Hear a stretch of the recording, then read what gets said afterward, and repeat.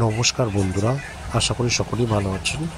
আমি উত্তম কুমার দাস বলছি। দেখুন, রহিমপুর নবগ্রামের কাশীনাথতলা সন্তোষী মাতার পুজো হচ্ছে বিগত 30 বছর প্লাস ধরে।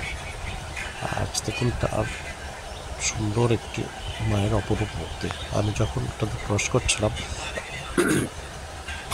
তখন মায়ের অপরূপ মূর্তি তুলেছি, তখন ঠিক পুজো হচ্ছিল। দেখুন পুজো শুরু হয়েছে। পুজোতে সকলেই পুজোতে অংশগ্রহণ করেছে, হাতে ঢাক বাজাচ্ছিল। দেখুন মায়ের অপরূপ মূর্তি। সন্তোষী মায়ের পুজো সাধারণত খুব কমই দেখি আমাদের এখানে। আর তো একই মায়ের বিভিন্ন রূপ বিভিন্ন সময় বিভিন্ন রকমভাবে পূজিত হন। দেখুন।